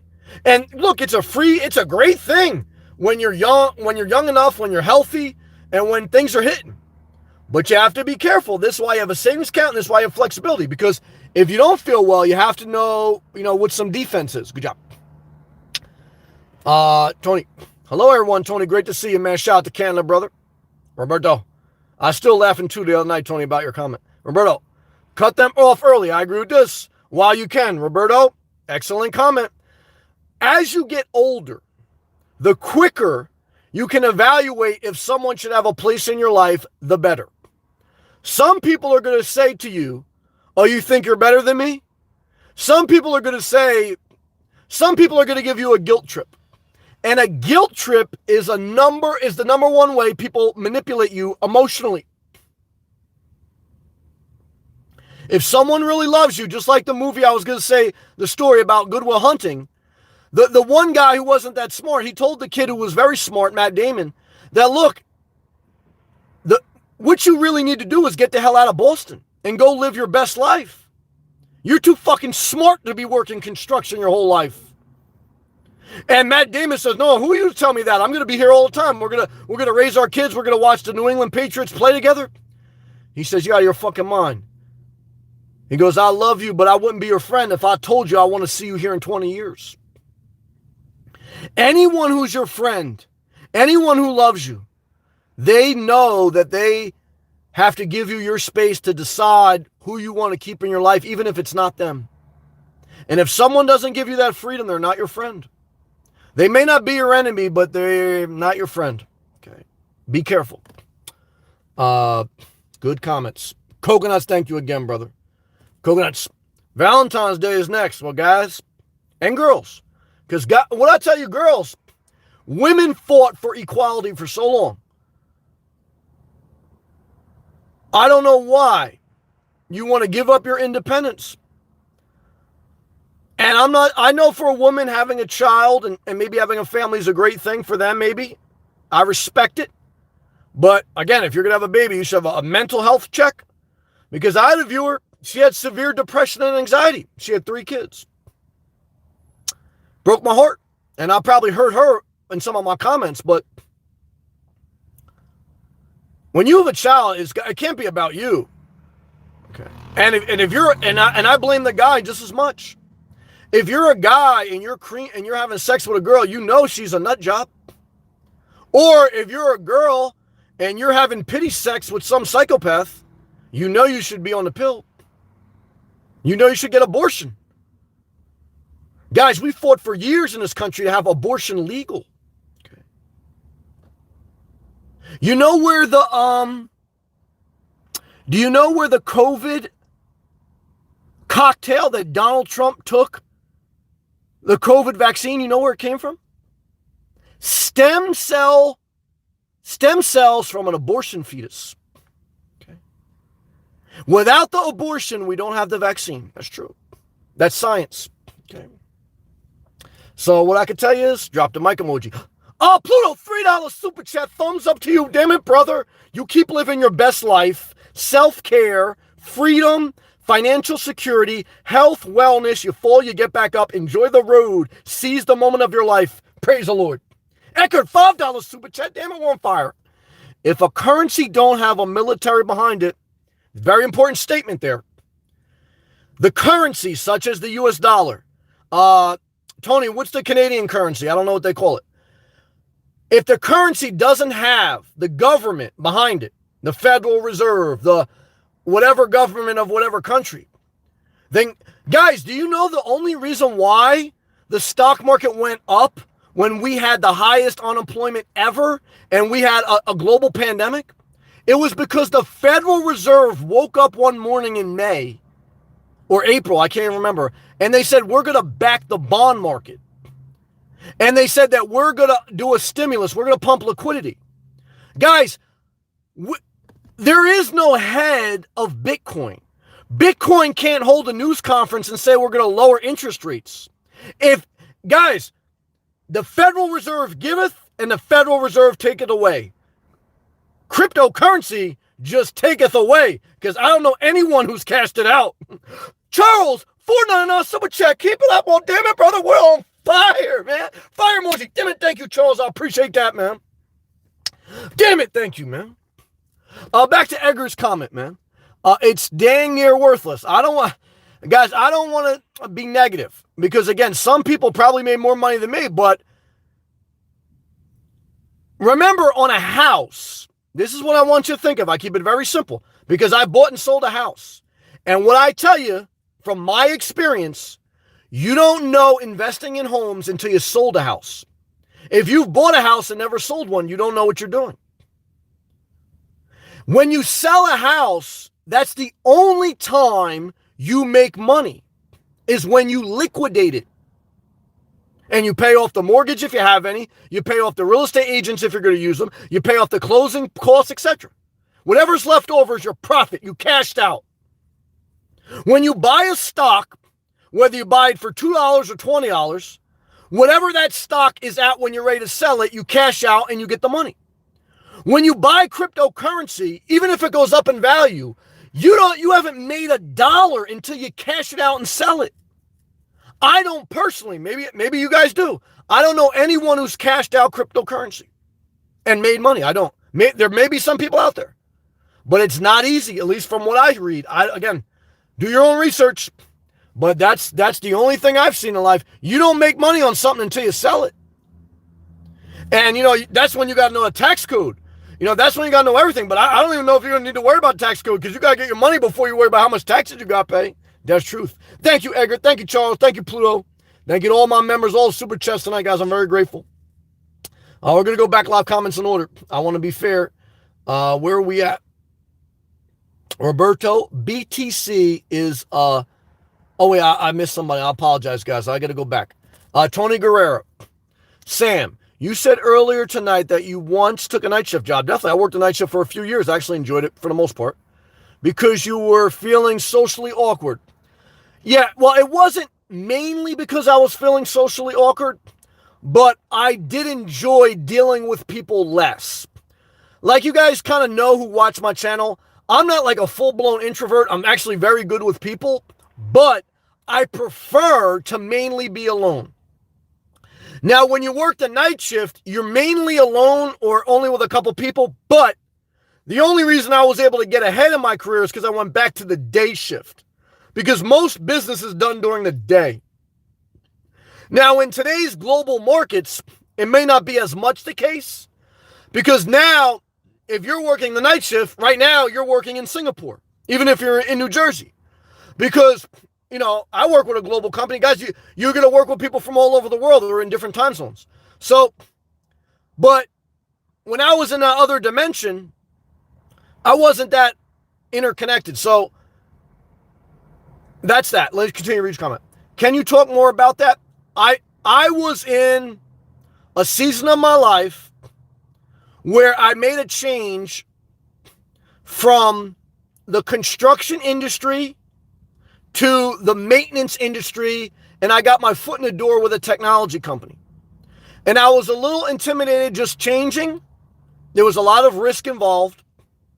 I wanted to kind of settle in, and I felt like there was an opportunity to work the night shift. I said, well, this allows me to very slowly break into a new industry, digest the information without too much pressure. Now, I was the only one with that company that had an electrical master's license. So eventually, I was one of the most important people just because I had a certification. And eventually, I went on day shift to advance my career. But there was a season that I just needed to play in the background. And what I was doing when I worked the night shift was I would work as a maintenance tech with a technology company at night. And during the day, I would run my own electrical company. So I would play an offense. I was playing defense by working the night shift because less pressure, less tasks. And I was playing offense with my side hustle of doing my own business. Always have a couple hustles, man. So that expands a little bit more on it. Good question. Eckert, thank you again, man. You masturbate once a day. I totally agree. Hal Flex hates Jay-Z. Well, he hates Tupac too, because I remember we went on a rant about Tupac a couple years ago. But he speaks a little bit of truth. And I'm not saying, Jay-Z's bad for it or if he even did it. But I'm saying there's something to be said for some of what we spoke about that. Good job. Dan, I read that. But brother, thank you. I'm very proud of you. Look, guys, dating a stripper is very risky. Just like I don't know anyone who cashed out Bitcoin. I don't know anyone who married a stripper and is living a happy life. I know a couple people who married a couple strippers and it ended in a disaster. They still had a great life as far as, they got great kids, they're great people, but it ended in a disaster, okay? And that's the facts, okay? I love them. I love some strippers. I respect them. But the facts are, I have never seen, me personally, anyone cash out Bitcoin. And I've never seen someone marry a stripper and live a long, successful life. Well, hold on a second. maybe there's one, but I don't know if she's stripped. I don't know. I know she was into going to the strip club with her man. Guys, if she was a bartender in a strip club, she was a stripper. Okay. So you say, well, that's my girl. That's my wife, motherfucker. Well, how long you been married? So talk to me when you've been married for 30 years. Like, it may happen. It may happen. Guys, in 30 years, someone may cash out Bitcoin. I'm just saying, just me personally, it's my life. I don't know anyone did it, okay? It can happen, though. Guys, Elon Musk sending rockets up to the motherfucking moon, man. So, guys, there's things that I would never thought possible. Where are we at? Roberto, BTC is a big game. Edgar, I read that already, but thank you very much for the comment. Paul, I made a quick $1,200 in crypto. Robinhood allows you to buy and sell like stock. Instant cash out, one catch. Robinhood owns the crypto keys, not you. Okay, well, if that's true, then you're the one person I know. I don't have experience doing that, but if you can honestly tell me that you've bought, well, I don't know all crypto currency. I was just speaking on Bitcoin, so I don't know if the crypto you bought was Bitcoin. If you bought Bitcoin, please let me know in the comment section. If you bought a certain crypto, did you buy a crypto index fund? That's different. So let me know specifically the details of what you bought and what you sold. And then that $1,200 that you sold, did you then deposit it back into your checking account? Or is it still in the Robinhood app somewhere in digital land? So that'd be interesting. But I appreciate your comment. And there's other ways. Maybe you are correct. Edgar, thank you again, man. Yeah, great comment. I read that already, but great comment. Roberto, take the profit. I don't want to tell people what to buy or what to sell. I'm sharing a conversation because people have made more money in some investments than I have. So don't let me tell you how to spend your money, but I don't think I'm doing the wrong thing by saying at least research what I'm saying, and then you figure out for yourself what you want to do. Tony, Bitcoin reminds me of the scam in the old days when preachers would sell people a guarantee into heaven. Yeah, I don't remember those days. I mean, I remember days where pastors would tell you, give 10%. Now, he would say, or she would say, that it doesn't mean you're going to hell if you don't give it, but God wants you to give it. So, look, I've given 10%, and then I decided not to. So I want the freedom to do what I want with my money. I want to give other people the freedom. And again, you could be a tither and do great. You could do Bitcoin or cryptocurrency and do great. I don't know everything, but I'm just sharing some thoughts. Coconuts. Buy on every Bitcoin dip. There's someone who says buy. I'm not mad at you. Coconuts. Coconuts, have you ever sold Bitcoin and then transferred the money to your checking account and spent it? Coconuts. I've been to Blockbuster? I remember a Blockbuster video. That was popping. Thank you again, Pluto. I appreciate that tip, brother. Thank you, Edgar. I appreciate that very much. He goes, yeah, we talked about that. Yeah, if the government doesn't back the currency, it's guys, it's subject to what if the Federal Reserve says tomorrow that we're going to regulate Bitcoin, that thing can go down 80% one day. Okay. So, but look, can anything go down 80% one day? Well, not anything, because their stock market. That's the thing, guys. You mitigate your risk. If the stock market goes down more than, 10 or 20% in one day, it shuts down for the day and takes a halt. If Bitcoin goes down, there's no triggers, there's no circuit breakers. So it's a higher risk, but it may be a higher reward. You got to find out. Oh, Tony says Canadian currency is Canadian dollars. Okay. Thank you, brother. Now, remember, when they said that every Canadian's getting $2,000 a month for the coronavirus, that was unemployed Canadians, and the Canadian dollar is only worth 2,000 Canadian dollars is only worth the equivalent of 1,600 US dollars. Why? Because that's the currency exchange rate. US dollars are worth more than Canadian dollars. So if you went to Canada with your US dollar, you'd make it a little bit further. And if you went to the Philippines with the US dollar, you live like a king or queen. And that's why a lot of fat, out of shape, ugly American men go to the Philippines or Thailand. They live like a king. Sometimes they treat the women very badly. Sometimes maybe treat them nice. But it's a fucking shit show, in my opinion. But that's life. Oh, shit. Sabrina's still in here. $10 super chat, Sabrina. Hey, Sam, I'm still learning about Bitcoin. Well, damn it, Sabrina. Forgive me for being late, Sabrina, on the super chat. One is, I can't believe you're still with me, okay? Because I think about you sometimes. I say, well, I don't know why she's still with me. You've been gracious. You've been a member a long time. You don't come in here that often. Uh, I don't know. You got a heart of gold. Now, again, I don't live with you, so I know there's a difference between knowing someone online versus living with them. But what I'm trying to express is you've been very kind to me, and you don't ask for really anything. So you give more than you ask. So I guess what would I say to you? I would say to you, I want you to also learn that you have to give to yourself because you're a giver. I mean, that's kind of what I get from you. And I don't want to just be a taker, okay? Now, look, I'm on a platform to make a side hustle, but I also want to teach something so that I empower you, not just take from you. And I would be totally happy if someone says, look, for me to go to my next level, I'm going to unsubscribe, never watch you, never super chat you because I have to take care of me. That's what I would want someone to do if that put them on the best course for their life. Okay. Now, again, if someone wants to rock with me, great. But what I'm trying to share with you is that givers have to learn to sometimes hold back and give to themselves. Okay.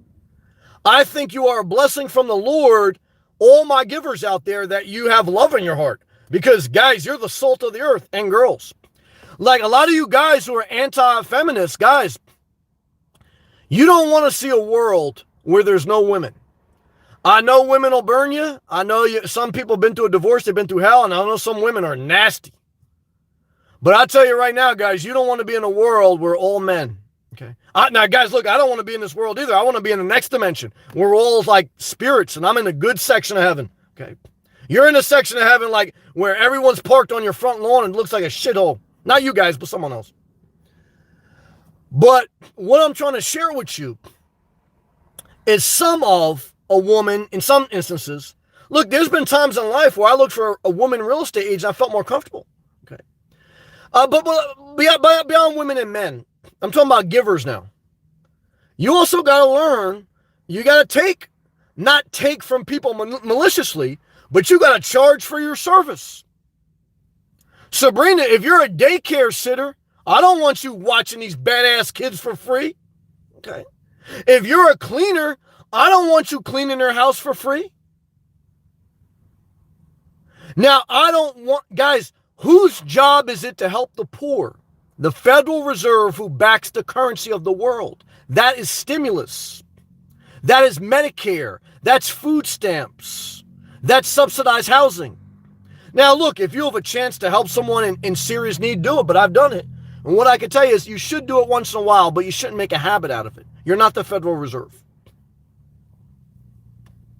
I want givers to learn not to take from people, but to charge for a service if you're offering if you're doing. Okay. Don't get taken advantage of.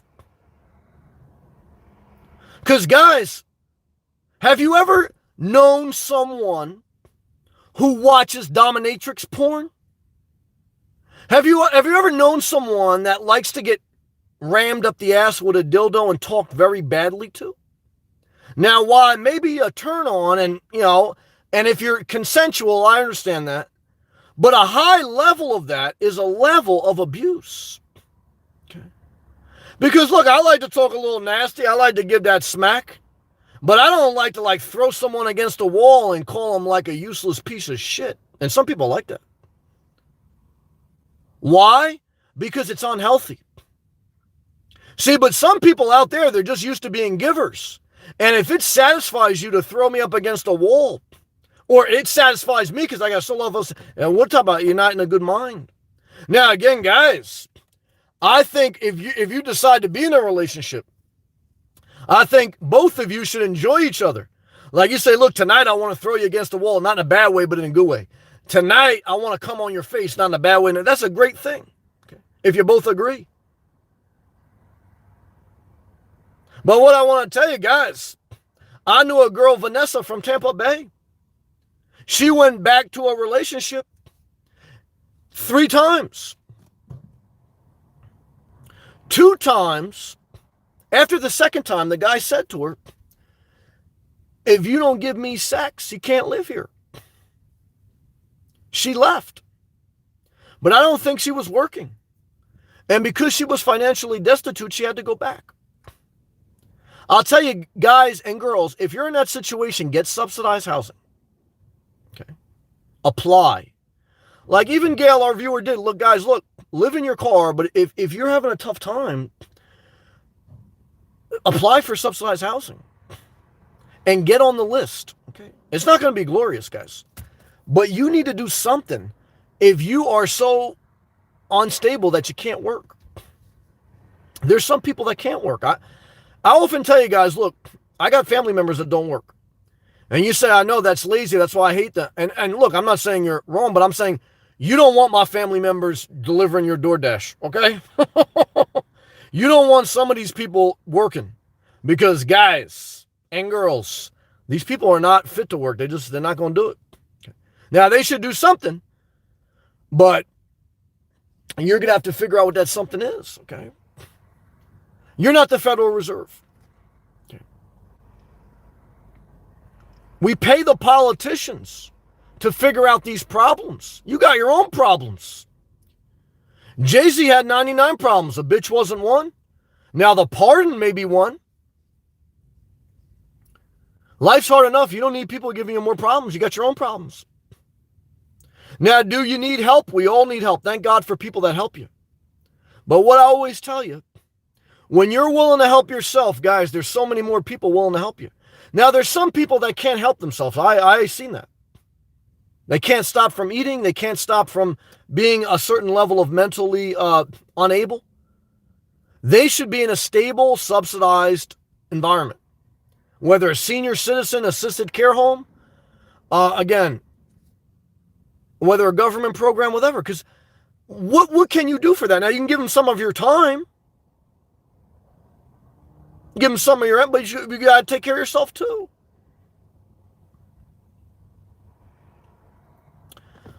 Let's go back to live comments. I'll read Sabrina's, and then we'll go back to live in order. Sabrina, I rock with you and your members. It's true. I'm a giver, I could tell. But the thoughts and information you share are priceless. Thank you for that gracious comment. It's rare to find people online who are truly genuine as you. Well, I appreciate that.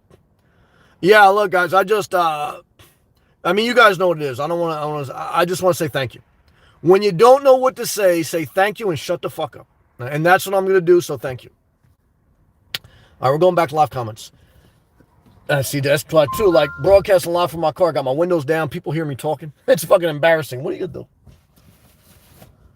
Let's take a hydration break, guys. Thank you.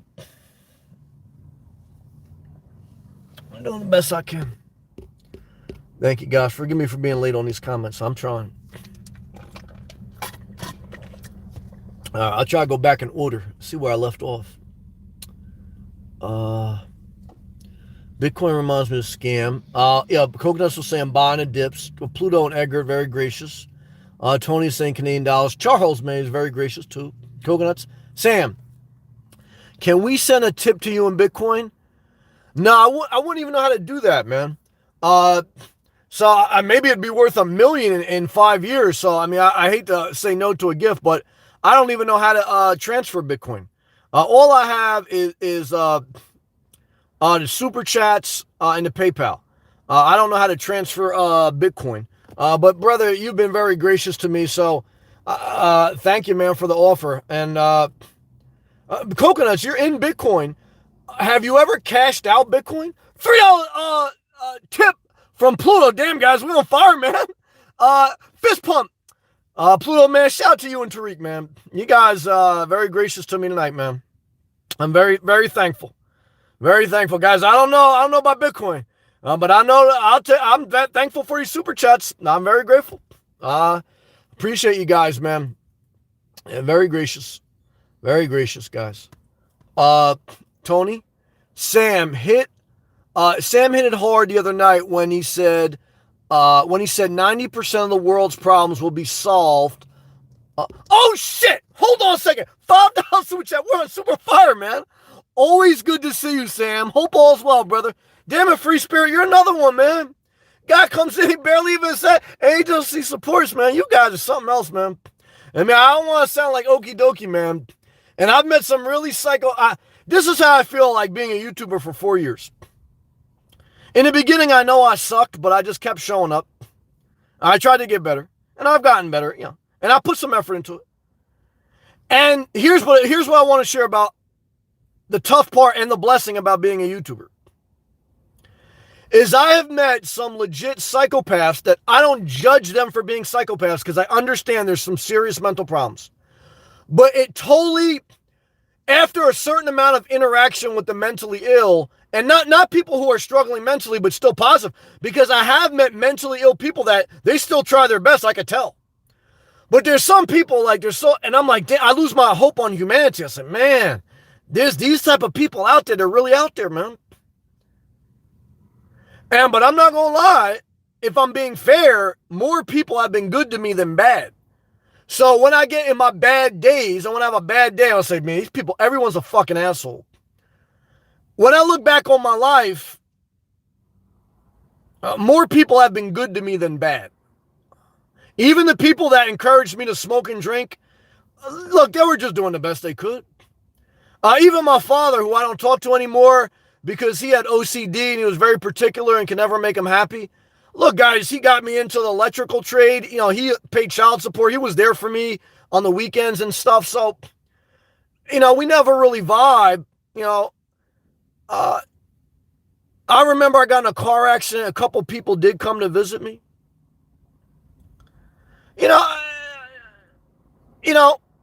That's the tough thing about life. I mean, look, guys, there's some times during the day I curse God. I say, God, I don't want, especially as I get older. I don't know, but I also have to be fair. There's sometimes I'm very inspired and thankful and very fortunate. I don't understand life, so I don't mind fuck life anymore. But I just want to honestly share, you're going to have both of those feelings. That you hate people, and there's some bad people in the world, and even if they can't help it, because I do believe there's some people that can't help it. $5 super chat. Hell, damn it, man. Enjoy some Starbucks. I'm at Starbucks right now. One of the Starbucks heard me talking crazy. I'm at Starbucks or a salad. Yeah, I had a salad earlier today. I have one tomorrow. Thank you. Sam, we rock with you because you talk with realness. I share as honestly as I can. I mean, like I tell you guys, I'm not going to tell you my social security number or my boss's name, but, I try to be honest. I tell you, I masturbate in the sock, Couldn't be the only one that shows love. Well, you've been more than gracious to me, brother. You got your own thing going on, man. Thank you, Hal. I'll tell you, it's amazing, guys. Hal, damn, I couldn't write more, or I had to pay $10. No, Hal, that you did more than enough, man. I am unemployment. Take care of yourself. And that, guys, I sincerely meant what I told Sabrina. I told that to everyone. Okay. And you guys know I've sincerely blocked people that were members and super chatters. Why? Because it was just like when I blocked an inheritance from my father. I appreciated my father because he was somewhat there for me, did things for me. A lot. I appreciate everyone who signed up for the membership, even if they were negative, because obviously they had some type of connection with me. But I also have a job to show and to share with you that, look, I like the side hustle because it's a level of offense if you have preparing for a job loss. But no money, whether it's a $300,000 inheritance from your father, whether it's a membership, a super chat, or whether it's going to lose half your net worth in a divorce, no money is worth your peace. I've heard some people say, look, I took a bloodbath financially on a divorce. It was horrible. But I had to find myself again. I had to get peace. I understand that. Okay, so, it's like, I'm just trying to share with you guys. All right, we're going back to live comments. I'm sweating my ass off. Thank you. Where are we at? I want to make sure I go back. I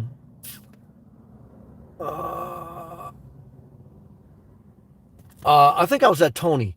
Sam hit the nail on the head the other night when he said 90% of the world's problems will be solved overnight if the oh yeah, this made me laugh. If the psychopaths were denied running water. Well, not running water, because they should have running water. Because remember, when the psychopaths don't have running water, where are they? They're all at Planet Fitness. And guys, that's why I got a second membership, okay? Planet Fitness is good, but you gotta be careful. So, look, guys, I don't want to see people destitute. I want programs for people that can't help themselves. But what I want to share with you is, you don't want to share a house with someone who can't flush a toilet bowl. Why? because they can't work. You're going to pay for the plumber, and you're going to hate them. You're going to wish death on them. Yeah, that's what happens. And they need to be in a subsidized house, not your house. That's true. Roberto, right? Yep. Sabrina, hey, Sam. I'm still learning about Bitcoin. Well, we all are tonight. Love to you, Sabrina. Remember, keep a main job, keep your savings account, keep side hustles. Bitcoin is very risky. It may work, but just be careful. Charles, do you have an exit strategy when it comes to stock? Good question. Well, one is, again, I want to say, I do not trade any stocks unless I have a savings account in a separate account other than my brokerage account, which I do. If I have a steady job and if I have side hustles. That way, when I trade, I'm not trading out of desperation. Here's the key, guys. Here's a nugget. Here's a gem. When you date out of desperation, you make irrational decisions, you end up with the wrong person. When you trade out of desperation, you take too much risk, you buy and sell at the wrong time. And even that being said, even when you have all the other things and you don't take too much risk, it's still risky. So the number one thing I think about is what I just told you. And then number two, for me, I would only trade an S&P 500 stock because they're less volatile, because they're a big market cap. I would only trade during certain time intervals. I would never trade a stock before 9:40 or 9:50 a.m. Eastern Standard Time. The stock market open between 9:30 a.m. to 9:50 a.m. Eastern Standard Time is the most big money is playing around there. You got to be careful. You get eaten alive. Wait till at least 9:50 a.m. And then you only want to trade from, everyone has a different trading strategy. I'm not a swing trader. You only want to trade for a certain percentage, 1/10 of a percent, 1/4 of a percent. But you're leveraging, and again, you got to mitigate your risk. I don't trade stocks under $20 a share. But for me, it's like, look, if you make $20 a day, it's better than losing $200. You say, well, I make easy, you make $200 a day. What's happened to me in the past, you can make $200, $400 a day for 3 months, 4 months, 6 months. And then you'll lose everything in 1 week of volatile trading. Okay. So time intervals, percentages, risk management, and years of experience in failing. And then even now, I don't have, at this point, I'll tell you if I did, I don't have 3 years of tax returns with positive, consistent earnings that I could show you.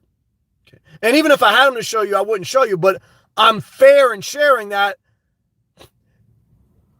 you don't have an investment strategy, or you haven't figured out one, and even the one you figure out will not work for everyone, until you have 3 years of tax returns showing positive, consistent, stable earnings at an average rate. Other than that, guys, you have good days, good years, and horrible years, and you don't really know where you stand. So those are some things. If years down the road I get better and I have more things that I can share in confidence, I would. Until then, I stick with what I know, which is a main job, a savings account, side hustles, and then you take your calculated risks in other areas. That way, if your other risks, your other ventures don't work out, you still got your savings account, you got your main job, you got your side hustles. You're never destitute. And while you're doing that, you're living where you want to live, you're living below your means, you're taking care of yourself, you're enjoying life. See, guys, I'm not sitting in New Jersey waiting till my bank account says 2.5 million. I'm living where I would live if I had 2.5 million in the bank. Now, maybe I would have a home base or RV or something like that. So, but I'm in the state I want to live. Overall, other than some toys I would buy with some more money, I wouldn't change much as far as my daily routine. Your daily routine is your life. I don't want to be controlled by trading all day. I want to have certain time intervals that I allocate time management. See, what's the good of your trading strategy if it keeps you locked to a screen for 12 hours? You're destroying your mental health, your physical health. You're working more than you worked at DoorDash or Uber or IT. If you don't learn how to manage your time, you're never going to learn. If you don't learn how to manage your routine, you're never going to learn.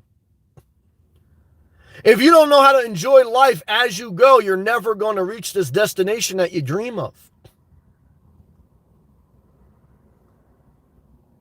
If you don't learn, your individual journey is going to be different than everyone else, even though there's some similarities that you can pull from others. We have to take life one day at a time. I'm so grateful for today. I don't have everything I want, but I feel I'm further than I was 3 years ago. Now, I can't even say that I'm further in some ways than I was 15 years ago, but life was also different 15 years ago. There was different things I had in mind, different goals. Life changes. Jobs change. Your goals change. Your age change. Your looks change. Your health changes. Everything changes. That's why I tell you, stay flexible. Stay flexible. Like Bruce Lee said, the bamboo tree survives the storm. The palm tree survives the hurricane because it's flexible. A rigid tree cracks. Okay. Stay flexible. All right, let's take hydration break. Go back left comments. We're on fire, man. It's amazing. Good question. That was a good question. I hope I answered it the best I could, Charles. Good question, though, Paul. Yes, Bitcoin and, I'm not going to say this right, Ethereum on Robinhood. Okay, thank you for sharing your experience. I got the money back in my bank. Okay. Well, that's a good perspective that I don't have experience in. So thank you for sharing, Paul. Coconuts. I didn't sell Bitcoin yet. When it hits 1 million Bitcoin, I will sell it a little. Okay, fair enough. And from what I've heard between Tesla and Bitcoin, brother, you've done great for yourself like Challenger the Welder. So let me know, just like Paul let me know when you do sell, because, yeah, I just don't have experience, so I can't speak for it. But I have heard it's hard to liquidate, but I don't have experience, so maybe Paul added something tonight. Pluto. Brother, you are the best teacher I ever had. Well, I appreciate that. I mean, I think in some ways I'm good. The one thing that I'm not a good teacher at is I probably don't have as much patience as some people. And I know, like, but again, like when I do live feeds, it's like an hour. I got to get out of Dodge. So everyone has their own gift. I play to my strengths. I know I don't have everything, but no one has everything. I just try to do my part. Thank you, Pluto. Spark plug. Sorry. Thank you, brother. Back in live comments. Coconuts. Yeah, laughing on the floor. Custom member only emoji. Oh yeah, that's the dildo emoji. Coconuts. I don't know what that emoji is. I can't tell what that emoji is. Or maybe that's like the banana emoji. Good job, Coconuts. Sabrina. I've read that already. Thank you very much, Sabrina. It's very nice of you. Pluto. Thank you again. My man, Free Spirit, man. This is another guy, man. He's a giver, man. Very gracious. Thank you, Free Spirit. Great to see you. Let me read. Free Spirit got another comment. He never in here too much. He goes, Sabrina, likewise. This is my unwind and learning spot after a long day. Thank you. I love coming here, gaining motivation, new knowledge, while getting a few laughs. Amen. Thank you, man. Yeah, laughter is good for the soul, guys. If you ain't having a little fun and a little laughter, you might as well be dead. So you got to have knowledge, got to have wisdom, got to have discipline, but you also got to have a good time. And here's a pro tip. Here's an extra one, guys. For all my guys out there, if you want to get in the coochie, if you don't make a girl laugh, you're going to go home with blue balls. Okay. You got to, laughter and get you a long way, guys. Okay. Good job. Where we at? I read that. Pluto, your wisdom is priceless, as others have said. Thank you. I support my higher self always and forever. Praise the Lord. Good job, man.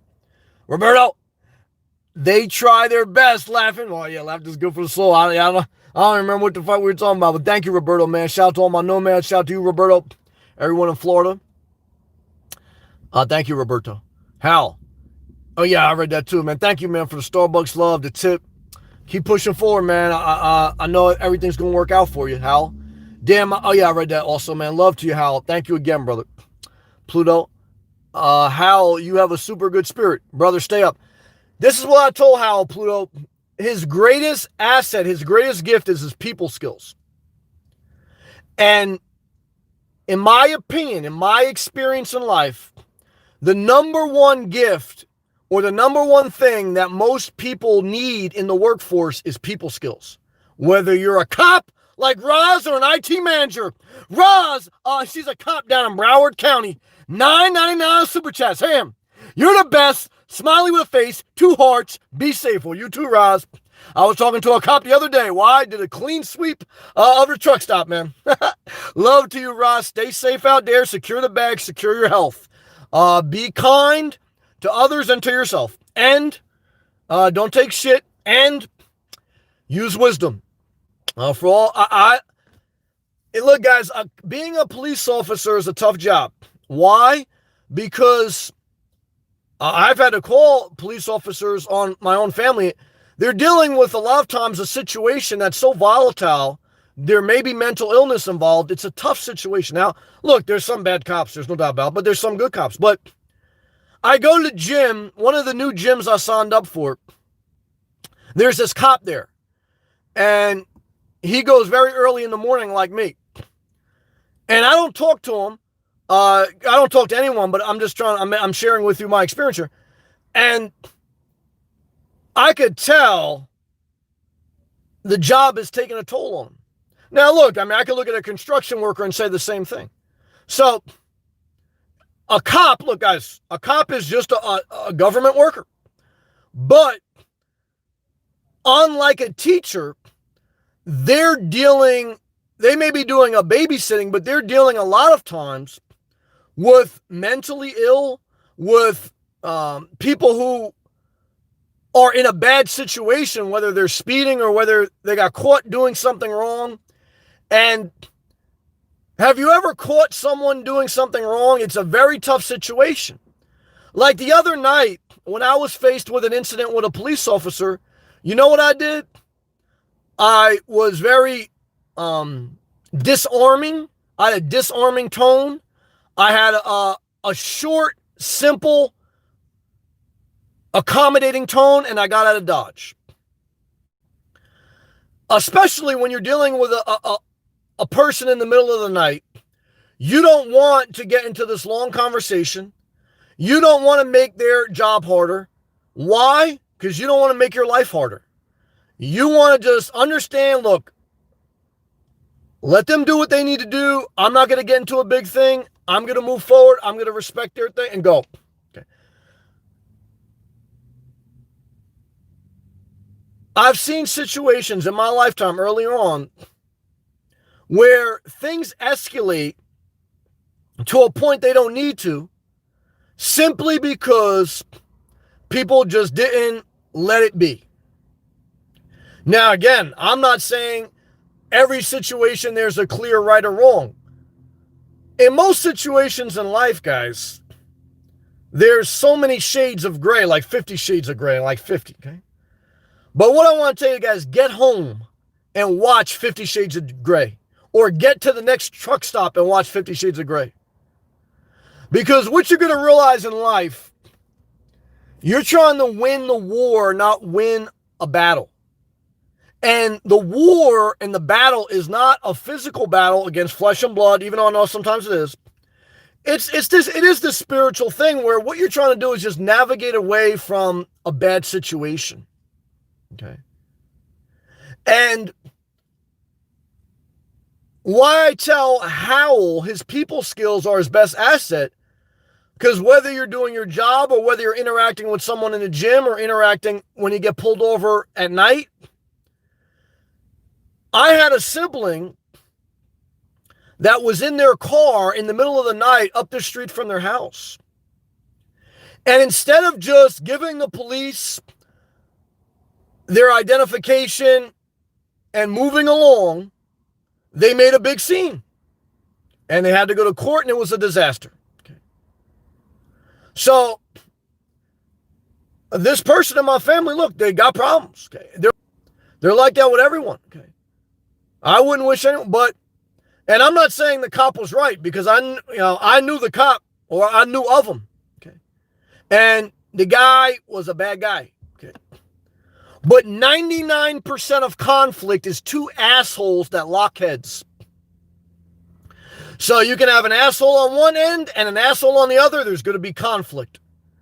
So sometimes you say to myself, well, I'm not the asshole. The other person is. Well, the only way to get out of a toxic situation is let the asshole be an asshole and fight your battle another day. Okay. Unless you're in a life and death situation. See, some people want to prove that the other person's an asshole. Guys, if you're living a life where you're trying to prove someone else is an asshole, you're going to get fucked up in a lot of ways. Okay. A lot. You're going to lose your job. You're going to lose your independence. You're going to lose everything. You're going to lose everything.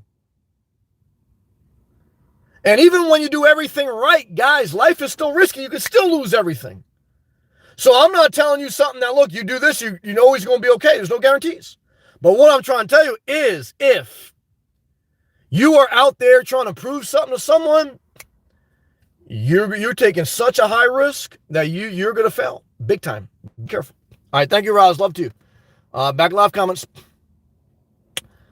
I read that. Pluto. Oh, yeah, I read that. Kathy. Hey, Kathy. Damn it, Kathy. Good to see you. Another positive giver. I love your consistency. Thank you, Kathy. And career life advice. Thank you. Secure the money bag. Yes. And secure the self-care. Wake up early. Workout doesn't have to be heavy with weights. Just a level of a workout, walking, whatever. At least 4 times a week. Walk every day, but try to do a little bit extra workout with some light weights at least 4 times a week. Don't take naps during the day. Drink more water. Go to sleep early. Repeat that basic self-care pattern. Eliminate unhealthy relationships. Why? Because you have to secure the bag, but if we don't have the health, the bag goes to whoever is your beneficiary. Okay. And what I can tell you is if you're a parent and you have siblings that constantly get in trouble with the law and with others, liquidate your assets and divide them before you die. If not, they're going to end up in probate. Okay, and you're going to see Cain and Abel. You're going to see siblings destroy years of each other's lives. Oh shit, coconuts! Damn it, man! You found all those crazy ass super stickers. Yeah, look at me like turn around that chair, man. Damn it, coconuts!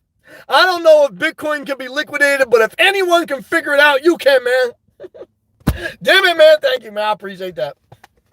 Guys, we're on fire tonight, man. We're in overtime, too, man. We're almost 2 hours long, man. Thank you, man. Oh, shit. Thank you, man. That was a good super sticker, man. You found the good ones, man. Kathy, thank you very much, Kathy. Hal. My man, Pluto. I appreciate that. Pluto's a positive guy, man. This group has some real ones in here. Yep. And I'm grateful for them. And you guys don't owe me anything when it's time to move on. But I've also eliminated the bad ones. And I feel bad for that because I want everyone to be, but it's just not reality. Just like you want to stay with all your friends, it's not reality. So, one of the hard parts about life is building up enough confidence to cut people off. And the right ones will understand. The wrong ones, they may be a little bit vindictive. And that's why you have to change your number. If not, you're going to get a nasty voicemail and it's going to be a disaster. You keep doing what you do. Real recognize real. Well, I appreciate that. Thank you very much, Hal, for all the encouragement. Sabrina, I agree, Hal, 100%. Thank you, Sabrina. Free Spirit. Oh, yeah, so I read this, but yeah, he says, likewise, this is my unwind. Yeah, I read this already, but thank you, Free Spirit. I'm going to read it because you never in here, man. He was my unwind and learning spot after a long day. I love coming here, gaining motivation and new knowledge while getting a few laughs. Gotta laugh, man. Laughter's good for the soul. Roz, love to you, Roz. You take care of yourself. You keep working on your dream. Take care of your house. And operate wisely in the tough job of dealing with others. And that's the tough part about being a cop or any customer service. Is you're dealing with others on a high level. You're very tough. Now, like I said, like when you work the night shift for maintenance, yeah, it could be scary where an emergency comes up, you're by yourself. When you're working the night shift as a cop, that's when a lot of the action happens. So that's even scarier, right? So, you got to be mindful. It's not, there's pros and cons to everything, Paul. People skills, 1000%. It's true. I was straight, a college student, but struggle navigating the professional world. I understand that due to a lack of people skills. I understand it. Here's the positive thing, Paul. Now with technology and whether it's remote interaction, and that's it. With technology and remote interaction, it takes off some of the burden of having to physically communicate. Meaning you don't have to physically stand in front of someone and verbally communicate, have good body language, have good posture. And, you can type an email, you can spell check it, you can think about it, you can have someone else proofread it and then send it. You can supplement your lack of people skills through technology. Oh, it's a blessing from the Lord. Coconuts, thank you again, man. You found all those guys. I love that super sticker. I can't believe it. Charles, this is an awesome mastermind group. It's pretty good. It's a blessing. Thank you, Charles. Appreciate your adding. Hal, don't feel like 2 hours when you're having fun. It's been a good one. I'm very grateful. Thank you, man. The vibes are right tonight. Coconuts, if I'm going to tip my waiter $20 for just bringing me water, you rich bastard.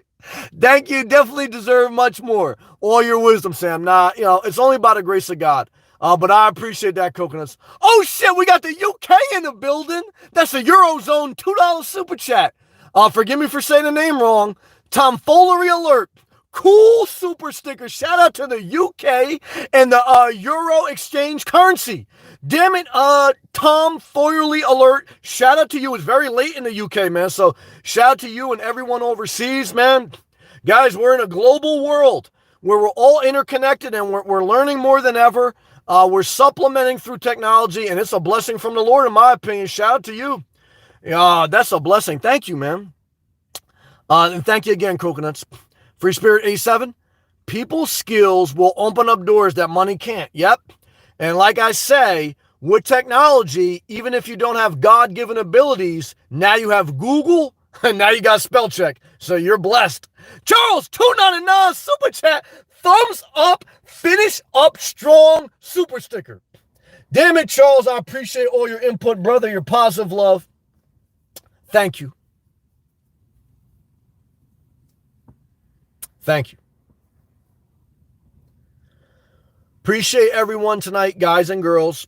I hope my videos help you in some way. I appreciate your love and support. Don't take it for granted.